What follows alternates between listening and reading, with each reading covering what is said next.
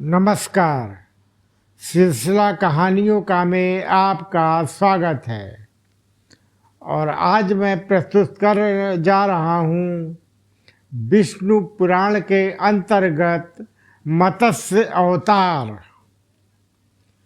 तो कथा है विष्णु पुराण की मत्स्य अवतार के बारे में उन्होंने क्या किया है उसका विवरण मैं देने जा रहा हूँ। कृपया कहानी पूरी सुनिएगा। तो प्रस्तुत कर रहा हूँ कहानी मत्स्य अवतार। मत्स्य अवतार भगवान विष्णु के प्रथम अवतार हैं। मछली के रूप में अवतार लेकर भगवान विष्णु ने एक ऋषि को सब प्रकार के जीव जंतु एकत्रित करने के लिए कहा और पृथ्वी जब जल में डूब रही थी तब मत्स्य अवतार में भगवान ने उस ऋषि की नाव की रक्षा की। इसके पश्चात ब्रह्मा ने पुनः जीवन का निर्माण किया। एक दूसरी मान्यता के अनुसार एक राक्षस ने जब वेदों को चुराकर सागर की अथाह गहराई में छुपा दिया तब भगवान विष्णु ने मत्स्य रूप धारण करके वेदों को प्राप्त किया और उन्हें पुनः स्थापित किया। मत्स्य अवतार की कथा एक बार ब्रह्मा जी की असावधानी के कारण एक बहुत बड़े दैत्य ने वेदों को चुरा लिया। उस दैत्य का नाम हयग्रीव था।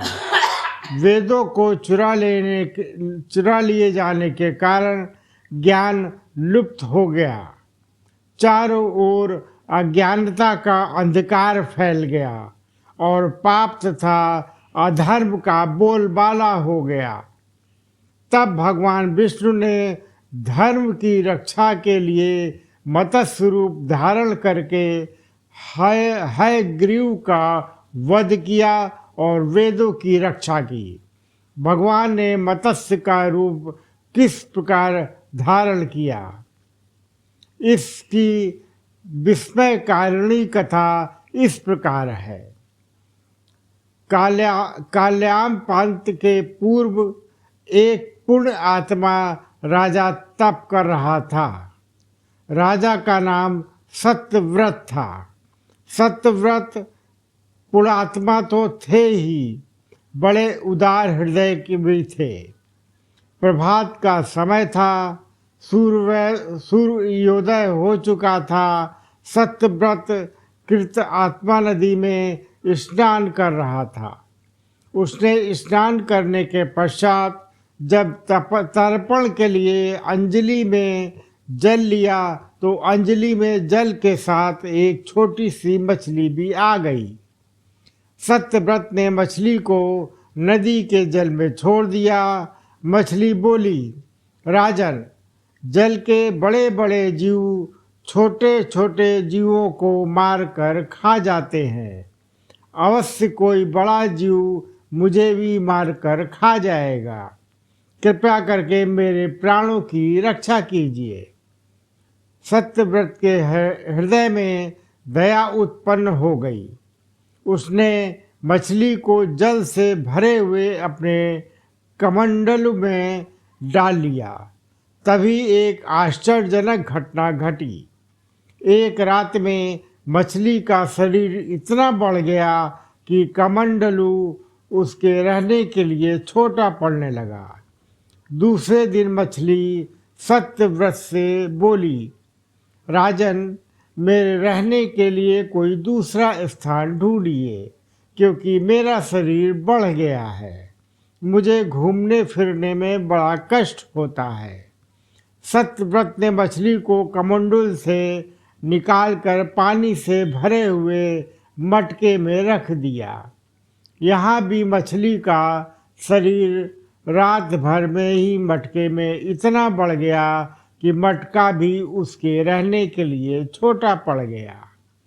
दूसरे दिन मछली पुनः सत्यव्रत से बोली, राजन, मेरे रहने के लिए कहीं और प्रबंध कीजिए, क्योंकि मटका भी मेरे रहने के लिए छोटा पड़ रहा है।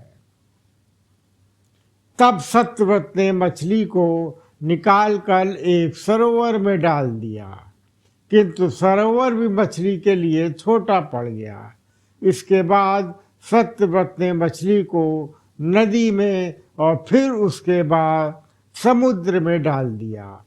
आश्चर्य! समुद्र में भी मछली का शरीर इतना अधिक बढ़ गया कि मछली के रहने के लिए वह छोटा पड़ गया। अतः मछली पुनः सत्यव्रत से बोली, राजन, यह समुद्र भी मेरे रहने के लिए उपयुक्त नहीं है। मेरे रहने की व्यवस्था कहीं और कीजिए। यह सत्यव्रत विस्मित हो उठा।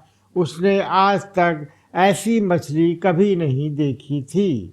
वह विस्मय भरे स्वर में बोला, मेरे बुद्धि को विस्मय के सागर में डुबो देने वाले आप कौन हैं? मत्स्य रूपधारी श्री हरि ने उत्तर दिया, राजन, हृदयग्रीव नामक दैत्य ने वेदों को चुरा लिया है।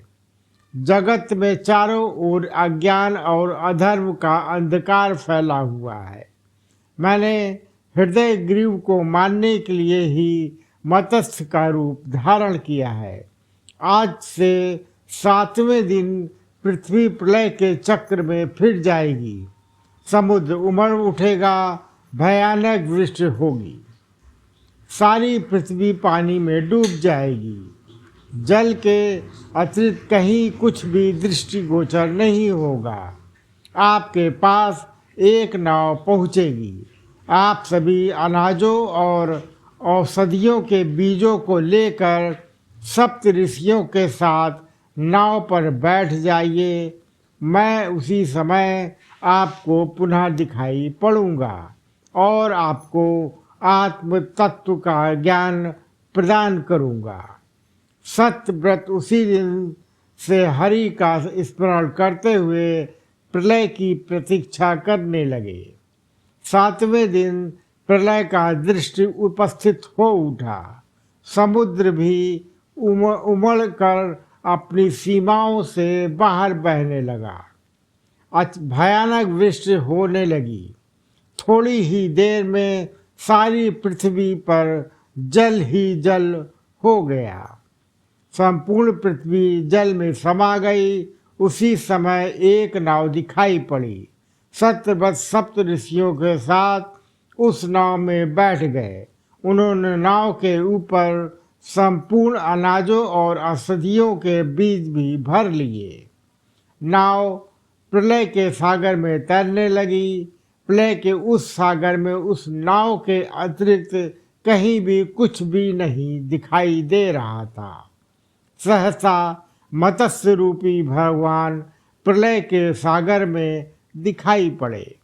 सत्यव्रत और सप्त ऋषि गए मत्स्य रूपी भगवान की प्रार्थना करने लगे। भगवान से आत्मज्ञान पाकर सत्यव्रत का जीवन धन्य हो उठा। वे जीते जी ही जीवन मुक्त हो गए। प्रलय का प्रकोप शांत होने पर मत्स्य रूपी भगवान ने हृदयग्रीव को मारकर उसके वेद छीन लिए। भगवान ने ब्रह्मा जी को पुनः वेद दे दिए।